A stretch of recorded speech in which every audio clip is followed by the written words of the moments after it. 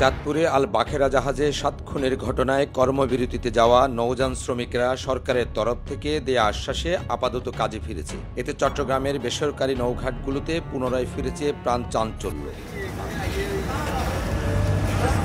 রবিবার চট্টগ্রামের কর্ণফুলী নদীর মাঝিরঘাট সদরঘাট এলাকায় দেখা যায় বহিনগর থেকে মালামাল নিয়ে ঘাটে ফিরছে লাইটার জাহাজ, আবার মালামাল নামিয়ে পুনরায় ফিরছে বহিনগরে। সকাল থেকে দেখা গেছে এখানকার নৌ শ্রমিকেরা লাইটার জাহাজ থেকে মালামাল ওঠানামা করছে।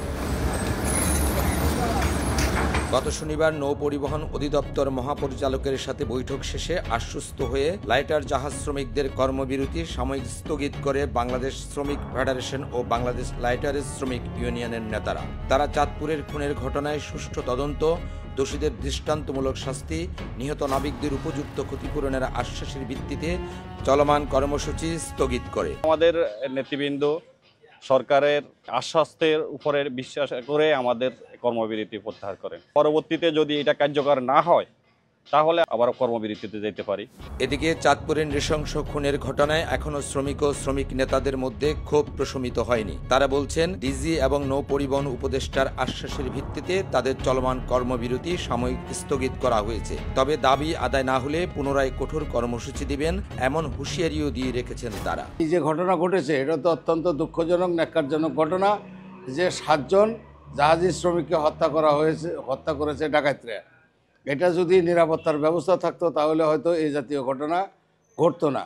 যারা এই কাজে ঘটনার সাথে জড়িত ছিল তাদেরকে গ্রেপ্তার এবং আইনের আওতায় আইনে দৃষ্টান্তমূলক শাস্তি, প্রতিটি ক্ষতিগ্রস্ত পরিবারকে 20 লক্ষ টাকা করে ক্ষতিপূরণ, নৌপথে পর্যাপ্ত পরিমাণ নৌ নিরাপত্তা আমাদেরকে দিতে হবে। না হলে শ্রমিকেরা ভয়ভীতি আতঙ্কের কারণে নৌপথে জাহাজ চালাতে পারবে না। যতক্ষণ পর্যন্ত এই হত্যাকাণ্ডের প্রকৃত ঘটনা উদ্ঘাটিত হবে না, যতক্ষণ পর্যন্ত নৌ সেক্টর চুরি ডাকাতি রাহাজানি থেকে মুক্ত হবে না এবং স্বাধীন হবে না, শ্রমিকেরা নিশ্চিন্তে যে কোনো রুটে জাহাজ চালানোর জন্য যাতে কোনো ভয়ভীতির ভিতর না থাকে সেরকম পরিস্থিতি তৈরি হবে না। এই নিশ্চয়তা দিতে যদি সরকার এবং প্রশাসন ব্যর্থ হয় তাহলে সে পরিস্থিতির উপরে নির্ভর করে যে কোনো মুহূর্তে স্থগিত আন্দোলন আমরা পুনর্বার শুরু করব।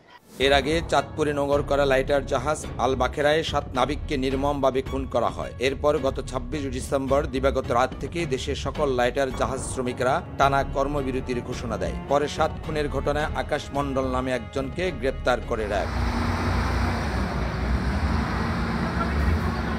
এনায়েত হোসেন মিঠু, কালের কণ্ঠ, চট্টগ্রাম।